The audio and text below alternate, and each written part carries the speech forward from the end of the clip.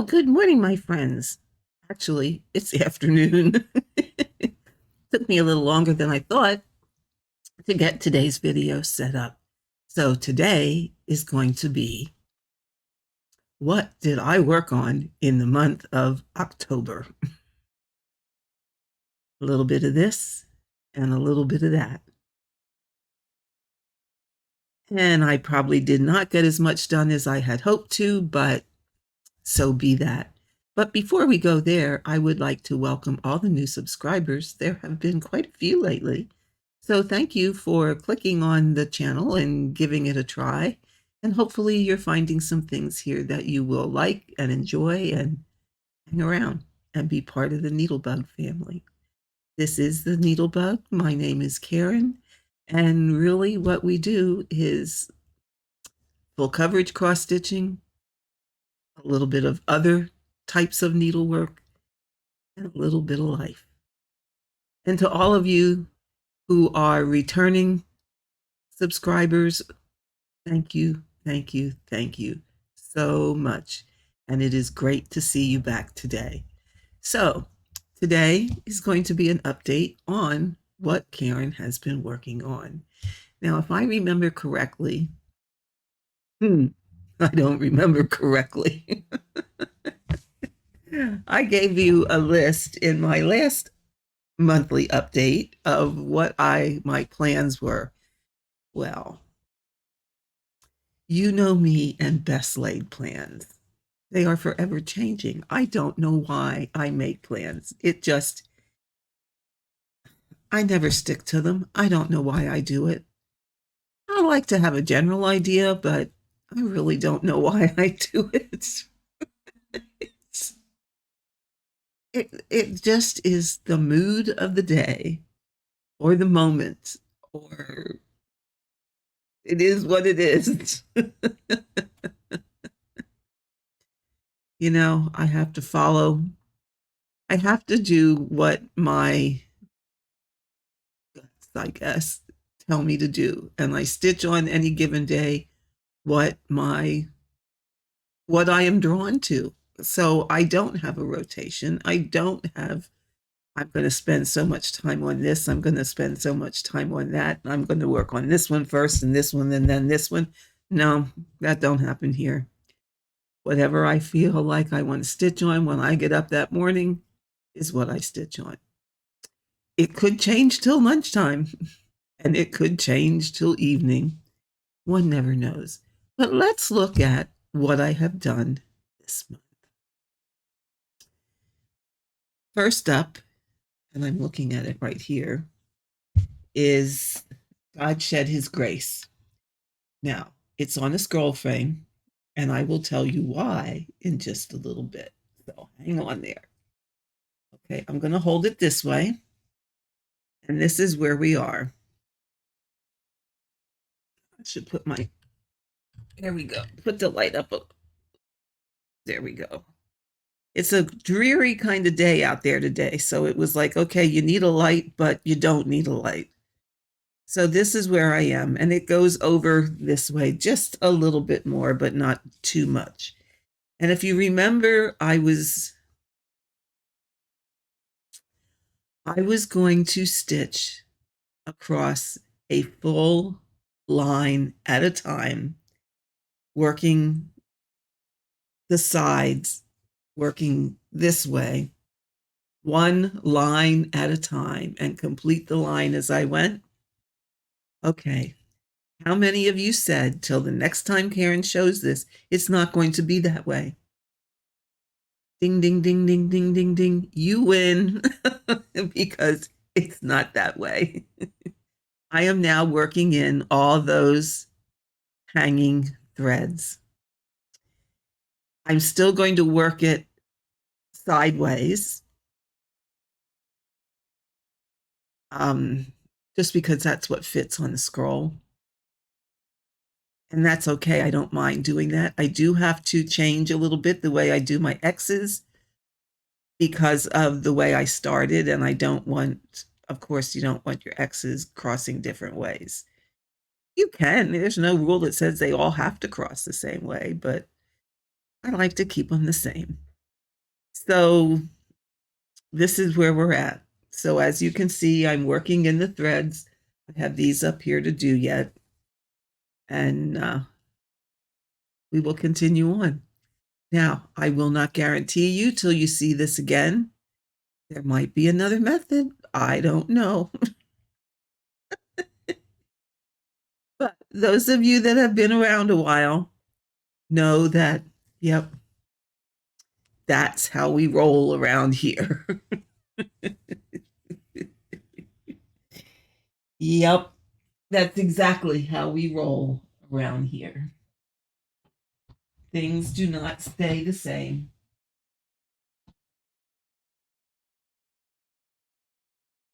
Get it out of the way. So that was God Shed His Grace. It's being done on 20 count, easy guide. Easy guide. Yeah, the stuff by Zweigert.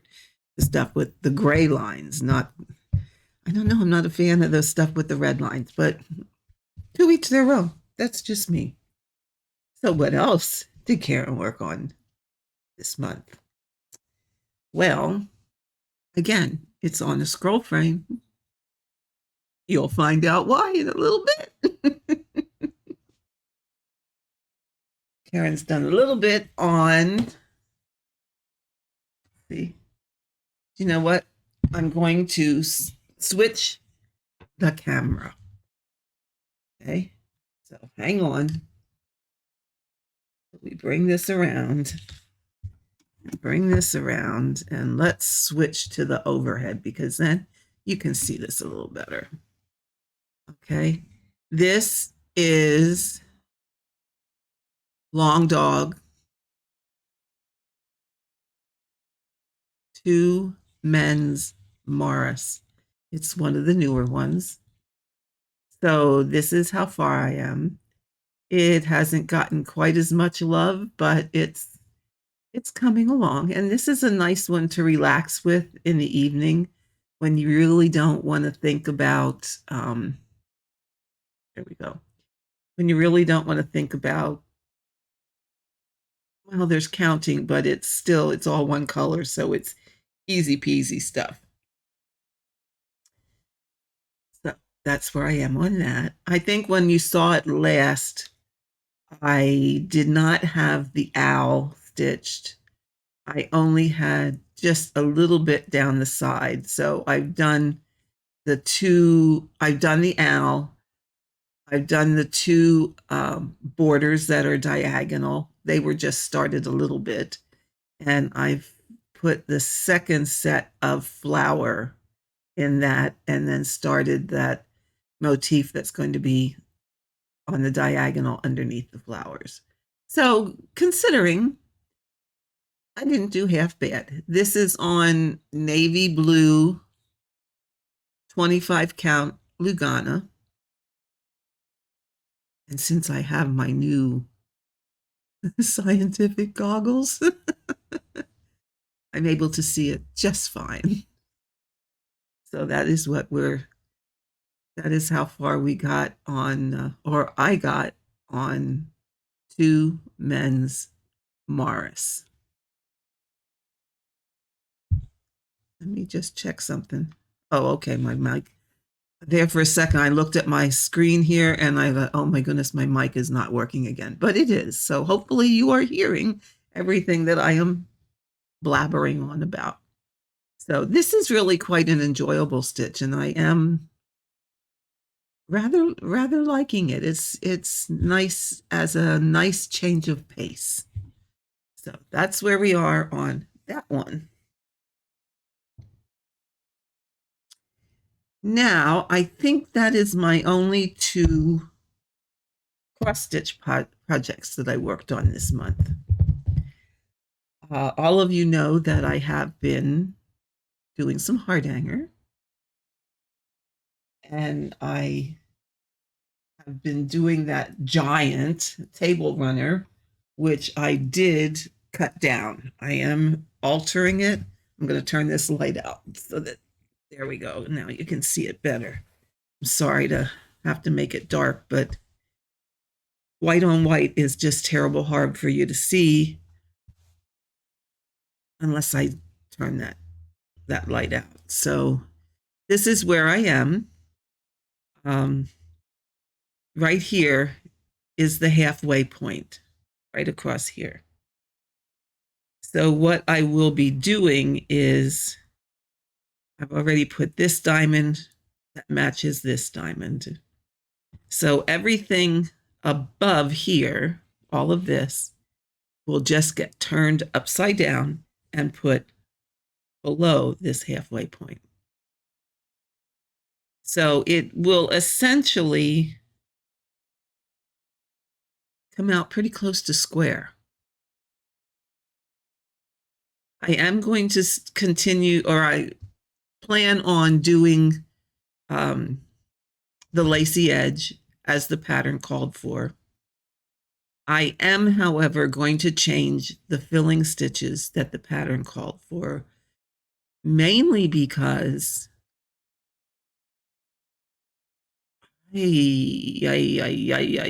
first of all, I'm having trouble reading the pattern because in this particular book,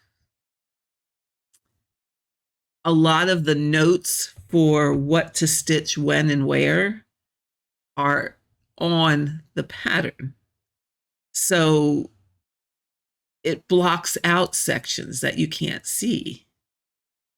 And it blocks out sometimes where your filling stitches go. And it's a little hard to determine. Let me zoom you in just a little bit on this. It's a little hard to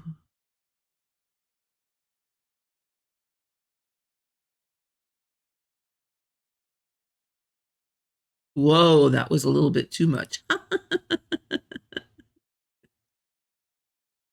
That's not enough.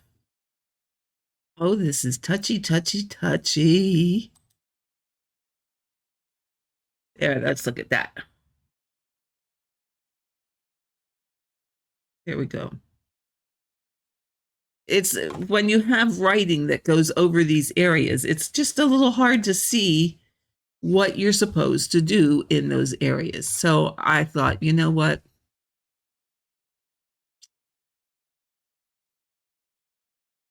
I'm going to do my own thing with this.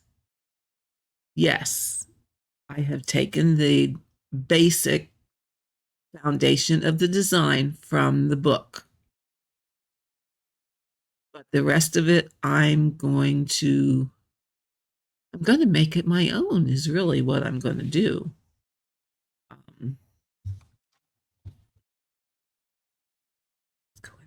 Here we go.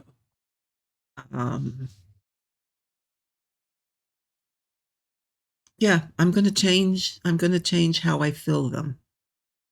There are areas that within here may get cut and wrapped or cut and some kind of design put in. There are spots that I may just do like a pulled thread stitch in. I'm just gonna play around with it and as I said, make it my own. You know, and that's in pursuit of that is one of the reasons if you saw my I think I posted it on Facebook. I'm not so sure if I posted it on Instagram or not. If you saw another rabbit hole that Karen kind of stepped her foot into, and it was looking through Pinterest for one, YouTube for another, for designs that could be put in these areas.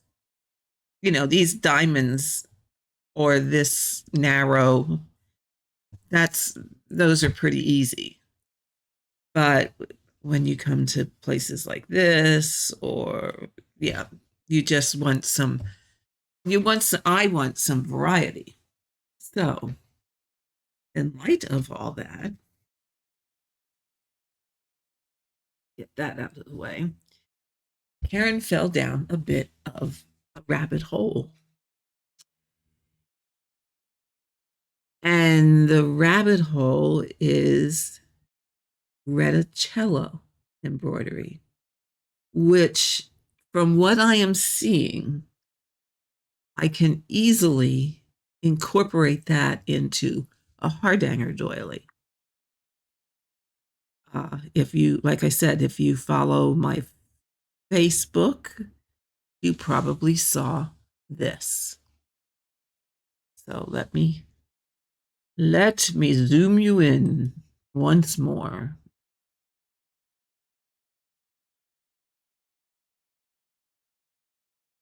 There we go.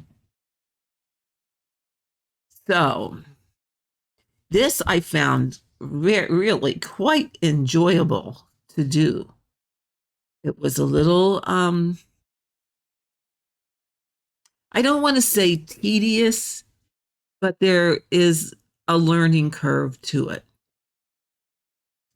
I have seen this kind of embroidery, but I never exactly knew what it was called. And I can see areas where this was the first piece I did.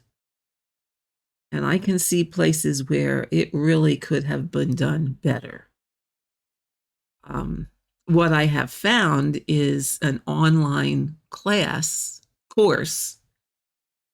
that I have signed up for, and it's a work at your own pace. You have access to it for 6 months, and it walks you through all the steps of how to create this particular type of embroidery. So this I did before I found the course. But so far, I was pretty on track with what I was trying on my own. The first thing is you define your areas. Okay, the area that you want to stitch. And after you have that defined, you outline that with a 4-sided stitch. Okay, that's pretty easy. We can do that. Now this is an Italian embroidery, so there are Italian names for all the steps in this. Don't ask me to pronounce them because I can't. I'm not good at that kind of thing. So the first thing I did was I basted the outline so that I knew where I was going and where my corners needed to be and all of that good stuff. Then over the next 4 threads working towards the center was a satin stitch that went all the way around. Okay. Then it left you with your 4 windows. Okay, so you had your upright, your vertical, and your horizontal bars that I wrapped. Now comes the part that it wasn't hard, it was just a bit fiddly to get things to lay right. What I did here was laid foundation threads. So my thread that I was working with, I went from point to point, like from here to here, 3 times. And then I worked a buttonhole stitch over that. And I went to the next one 3 times, worked a buttonhole stitch over that. I ended here, came up here, and then laid these and worked buttonhole stitches over that, and remembering to go over and under to give it that entwined look. What I found that I had the most trouble with was getting these to lay flat, because as you can see, where's my needle? I can point here. As you can see here, it tends to turn under. And I want that to lay flat and not turn under. Okay. Here's another spot where it's not turning. Here's another spot where that one looks really bad. So that's the reason that I'm taking this online course, is so that I can find out just how to perfect things like that. So overall, this ain't so bad for a first attempt. It was quite, I really enjoyed doing something different. If anybody wants to know about that course, I can put it down in the drop down box of where a link to where I found it. So I just found it rather interesting, and I'm always looking out for something different. But I thought, okay, things like this, and there are all kinds of, oh my, all kinds of designs that are made up with these foundation, laying these foundation threads and working buttonhole stitches, or yeah, there's just a whole bunch of stuff that can be done in this technique. And I thought, oh, would that not be cool to incorporate that into my piece of Hardanger? So that's the plan. So after I did that one, I started playing around a little bit and did this. I had to put a piece of colored material underneath here so that you could so that you could see it. Now, this one was a relatively easy one to do. And with a few exceptions, I think I got my buttonhole stitches to lay a bit better.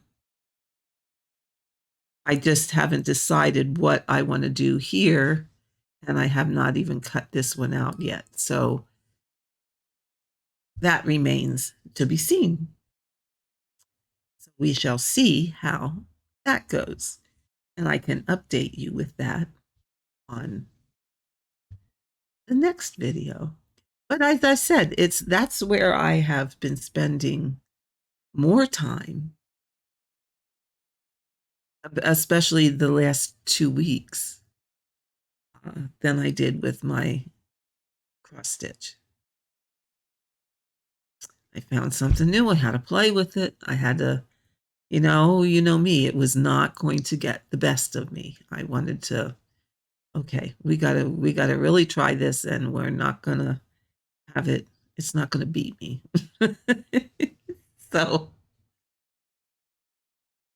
that's where I am with that. That's, as I said, I've been spending quite a fair amount of time on this, but I have another plan that I'm not going to disclose immediately uh, until I see how it turns out. So that is the other reason that I wanted to learn or get a pretty good understanding of this type of embroidery. But we'll talk more about that down the road a little bit. It's just a project that I'm not going to talk about yet. But now you're probably all going, but Karen, why did you all of a sudden put these things on scroll frames? You have not been a scroll frame stitcher. You have been Q-snaps sometimes, sometimes. You've mainly been hoops. Well, my friends, guess what finally came? Guess what finally came? I am tickled, tickled pink. Now, what I am going to do here, my dear people, is I am going to zoom. Where'd you go? Where'd it go? Where did it go? There it is. I am going to zoom you back out. Okay. And I am going to take my phone off this contraption, and I am going to show you why. Now, excuse the mess on the shelves. This is working in progress here. Okay, so I'm going to take my phone off of here. Yep, there's my coffee. There's my setup. Okay, you can see all that. There's the microphone. There's the computer. There's where we hang our stuff. But now I'm going to swing you over here so that you can see why I am all of a sudden on scroll frames. As I said, excuse the shelves behind it. Okay. So there we are. My Dubco sofa stand has arrived. It is in the house. It is, I'm getting used to it. I am not going to do a review on it yet. I need to use it a while. Okay. But it has this is where you adjust it, and that will move this bar. It has the arms that are adjustable. They have 3 different places in here and across here where you can put them. This is adjustable so that you can change the height. Now, I ingeniously had a clamp with a bigger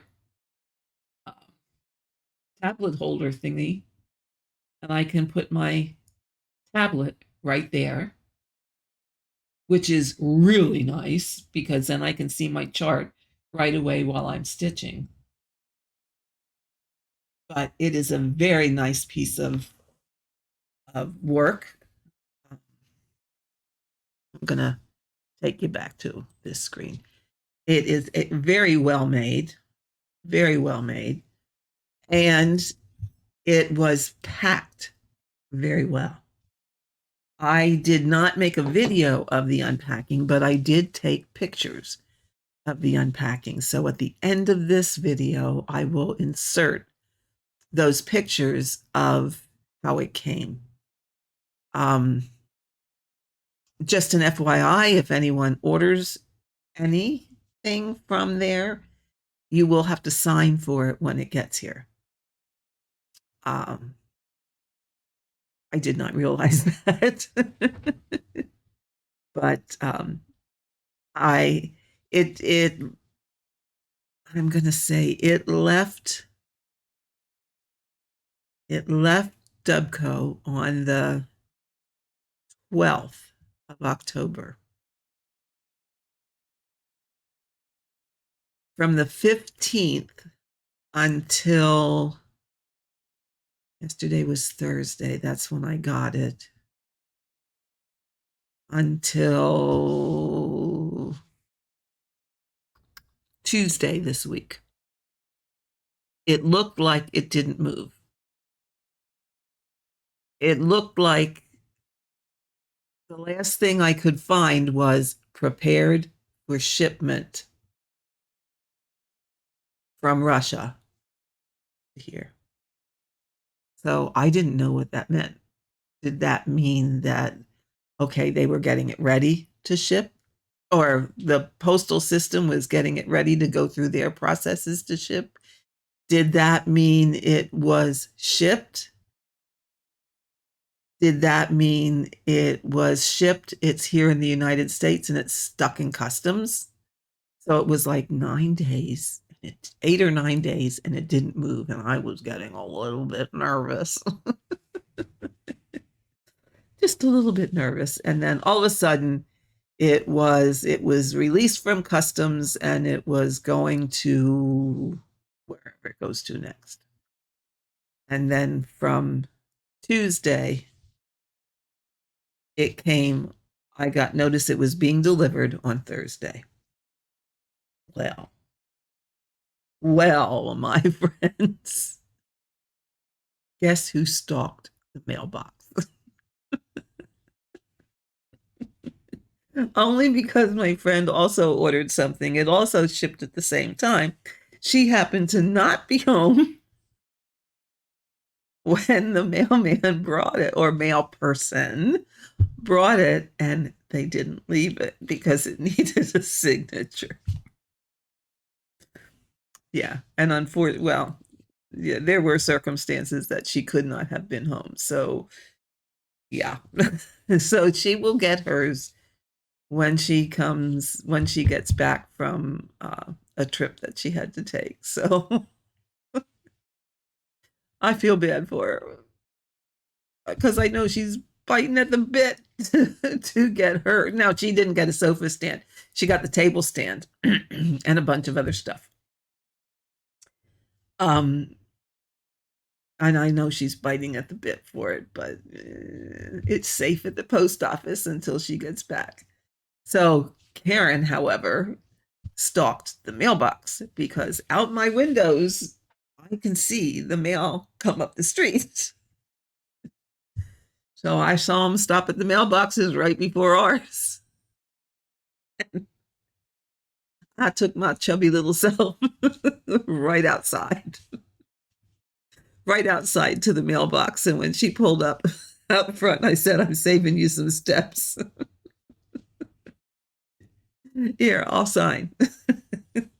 I'll save you having to get out of your vehicle and walk up to my porch to deliver this and knock on the door. I said, yes. And besides that, there were 2 other packages for me that day too. So I really did save her some steps and carrying things. So it was pretty cool. Needless to say, after that, I came right in the house and proceeded to unwrap. But let me tell you, it was packaged very nicely. Um, there was no damage to the packaging when it got here. I had it together in probably less than 15 minutes. Once I had it open and got oriented to what the pieces were and how they went together, I had it together in less than 15 minutes. Now, I did get something else to go on here. Hold on.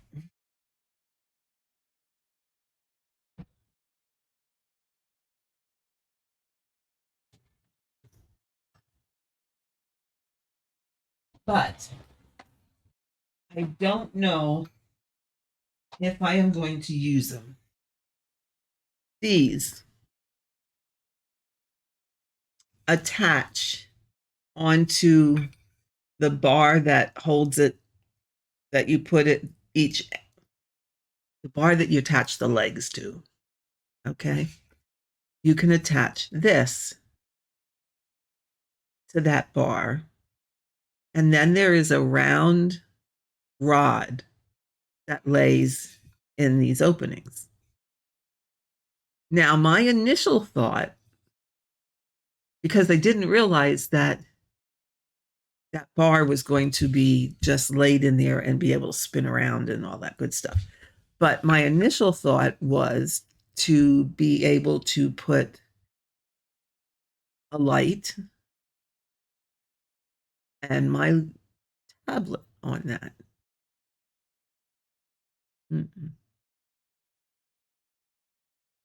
Because it spins. The bar spins around. So you think you got your tablet up here that you can see it and it's going whoop, down it goes.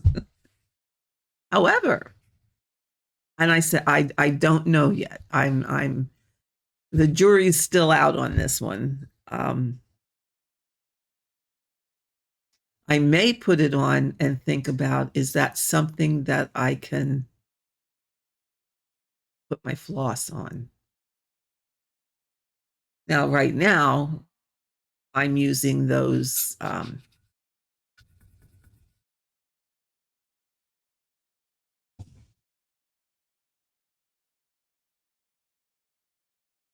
using these things. So it's okay, that's all fine, well, and good. But how would I attach this to a round bar?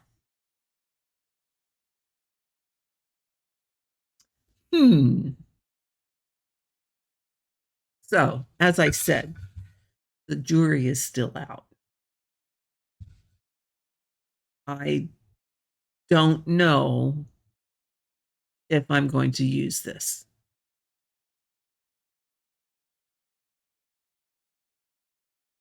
Till I use this stand for a while, I'm not going to give you an opinion.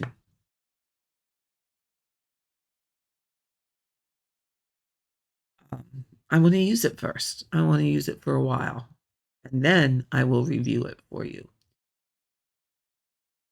What I have found just in the day that I have it is my recliner over here in the porch. I have absolutely no trouble with it. It fits on my recliner. The footrest that comes up is wide enough, and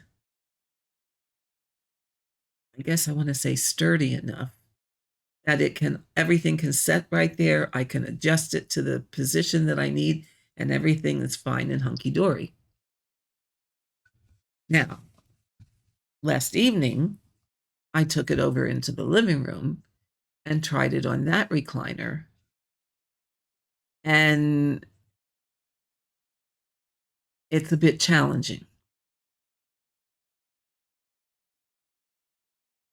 I could not quite, at this point yet, find a position of comfort. But now remember, it's only one day. I only just got it, and it may just take some fiddling around with it to find what is going to work. So I thought, okay, well, this is a sofa stand. Why don't you try it on the sofa? My sofa also has recline. What happened there was it would work perfectly fine, except when I recline. And I really do need to recline and keep my legs elevated. The the footrest part isn't quite wide enough.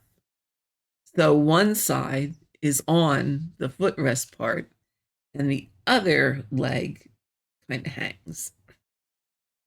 And, I don't know quite yet how to resolve that. So, again, something that needs to be fiddled around with until you find what is going to work. And you don't find that immediately. Sometimes you just have to play around a little bit till you come up with the combination of what's going to work and what's not going to work. And therefore, I do not want to give you oh my God, this is greater than sliced bread, or oh my God, I really hate this thing. It's not worth it. We're not going there until I have used it for a period of time. So it may be, I don't know, maybe several weeks, month, 2 months, until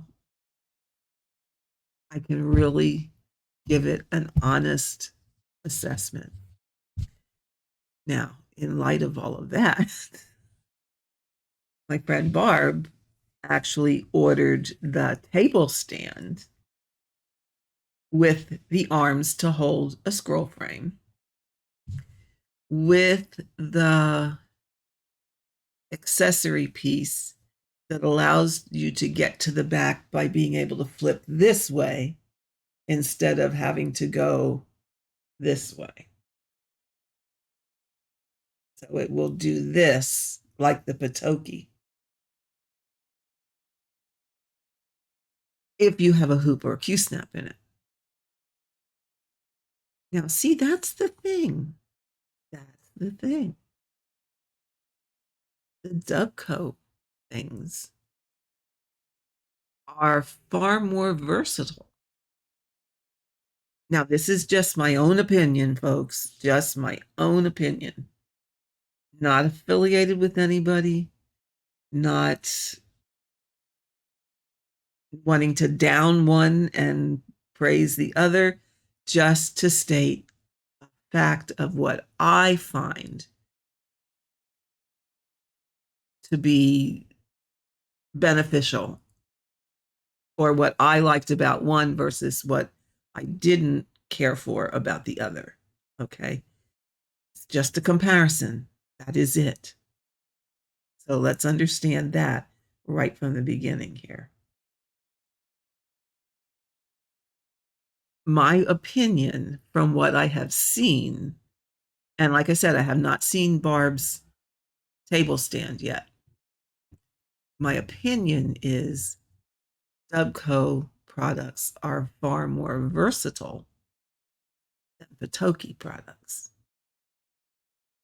Dubco products, you can use a hoop, you can use a Q-snap, you can use a scroll frame, you can set it on a table. I just saw the other day that they have now produced a sit-on stand, kind of like the Nurge, similar, but not. I mean, it's all one piece. It's really kind of sort of like taking their floor stand and cutting it down and giving you a place to have it sit with you on, say, the sofa or a recliner. So they have that now. So that's far more versatile. The Patoki, the table stand that I have, the mini, is not as adjustable. It's, you can adjust this angle. It's great for hoops. It's so for Q snaps, and that's all you're going to use with it. That's all. I do use it when I'm when I'm filming and I have it, my pieces on something that it will fit on.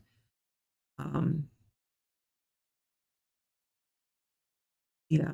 So my husband will kill me. He said, "You have more stands than Carter has little liver pills."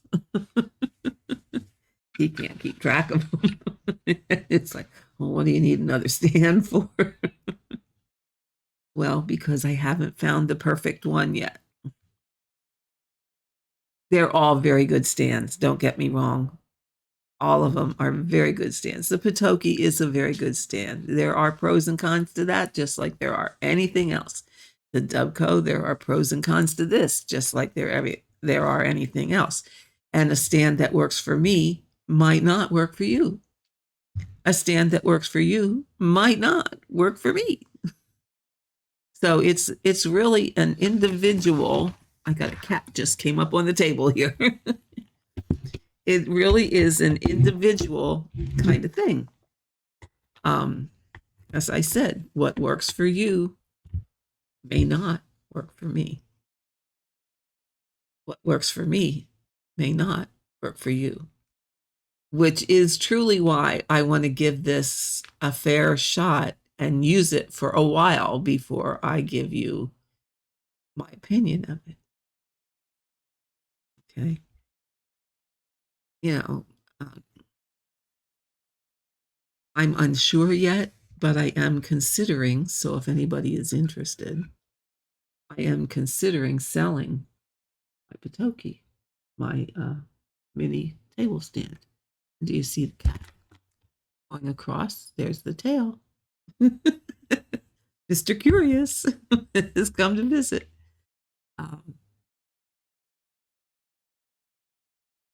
Yeah, I am considering. I am considering. Um, I do also have the floor stands, the Toki. And again, all that's going to hold is hoops. I have not quite decided which direction I'm going with that. Uh, I have found I really am not using it. Yeah. Yeah. So be that as it may. So that's my take. That's all I have for today. I don't know that I have anything else to update you on. Um, yeah, no, there's nothing new here. Like I always say, we're Mr. and Mrs. No Life. So, with that, my friends, I think we are going to call this one a day. I now have a cat sitting underneath my stand, wanting to get into things that he should not get into. Curiosity, he is certainly full of. So, with that, folks, I think we're going to call this one a day. And remember, who's going to beat me to it? Remember, the only rules in cross stitch are the ones you set for yourself. I will put some pictures of the unboxing here if you want to see how how the stand was packaged. And with that, I will see you all next time. Bye bye.